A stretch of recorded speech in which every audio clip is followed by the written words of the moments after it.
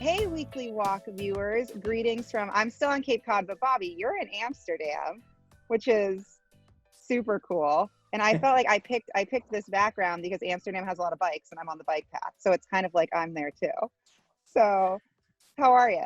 Great, Casey. How are you doing? I am good. I'm good. So those of you, I guess I know you, Bobby, but those watching, they may not know you. This is the world's longest weekly walk in the making. But Bobby is the global head of CS at MessageBird and out in Amsterdam. So you recently moved there. I did. Right in the middle of the pandemic, I've been traveling back and forth for the last 3 months. Oh my gosh. Well, I think you're pulling off like the European chic look in Amsterdam very well. So it's great to see you. Last time I saw, I think you were one of the last people I saw in person in the Bay Area back in March. So it is great to see you. So you recently left, last time I saw you in March, you were at Twilio and you recently left to join MessageBird as their global head of CS. So I would love to know, one, a little bit about MessageBird, and then also, Twilio was a 3,000 plus person company, and then you are now at a company that's 300 plus. So kind of what the difference in customer success is and, your role there versus what is staying the same for you. Great. Yeah. So MessageBird has some similarities to Twilio. It's an omni-channel communications platform, also known as CPaaS. And they basically help companies of all size around the globe connect with their customers via any communication channel. So it could be WhatsApp, SMS, voice, video, you name it, Yeah. Line, Telegram, and they do it both through API, and then they also have a product called Inbox, or we have a product called Inbox, which brings everything. It's a SaaS product that brings everything together. So when you're talking to your customers, they can switch between channels, and it's one view for the support agent to Awesome. or sales rep to communicate with their customers. So That's awesome. Yeah, Very cool. it's great. Fun change for you. But yeah, so tell us, so what's different? What's the same? So yeah, at Twilio, I was running customer success. So customer success managers, where I built out the global customer success program, focused on retention and being the advocate for the customer, becoming the trusted advisor. At MessageBird, I own the whole customer experience. So support, onboarding, customer success managers, services.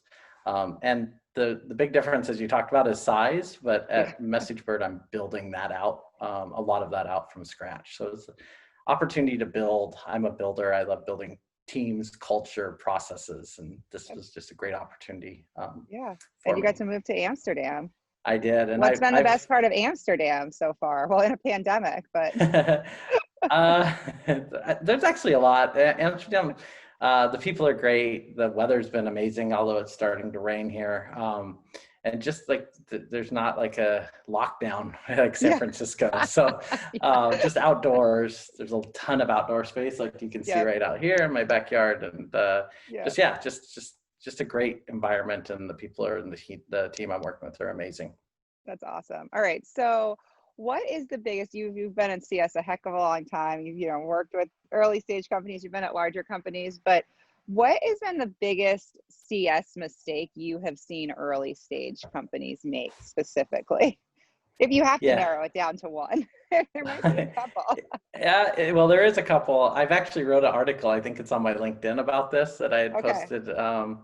But it's not investing in it early enough. I really think you need to invest as early as possible, including right off the bat, even if it's one person, because you can get lazy as a company and not build out the processes and think about the ready to operate, ready to support process. So, and also then you have a lot of your key people, engineers, sales reps, CEOs having to spend time doing support and onboarding and customer success, relationship management.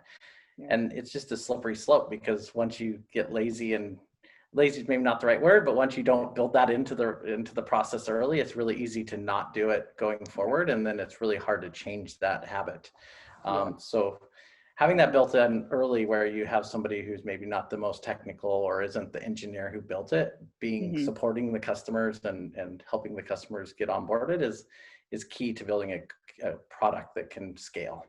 Yeah. And I feel like especially in this age of product-led growth too, Exactly. that's so important. Bobby knows that we love PLG at OpenView, as does he. So it's I love PLG. Yeah, I'm we a all huge love fan. PLG. So that was our initial connection, PLG, bringing everyone together. So, all right. And then business life aside, if there was one topic you could give a 20-minute presentation on without any preparation, what topic would that be? Ready, go.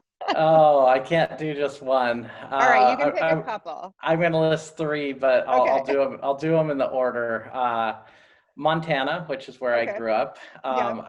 And I spent the first half of my life there. I definitely love the state, and just being able, I can give you any advice on what you're looking for. And the second is tennis. I'm a huge Okay. tennis fan. Love playing, watching. I've been to all four majors, all four of the Grand Slams. And kind of in line with that is world travels. Like, I've been to basically you name it. I've been there, including countries you're not always allowed to go to. So. Oh my gosh.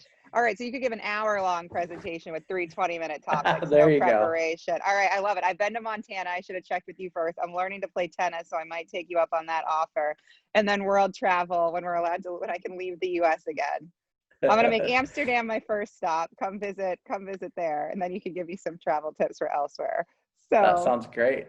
awesome. All right. Well, Bobby, it was great to see you. Thanks for having, like I said, I'm not in Amsterdam, but I felt like with the bikes behind me, it was sort of like I was there. So, and weekly walk viewers, I hope you're having a good week, and we'll see y'all soon. Bye, guys.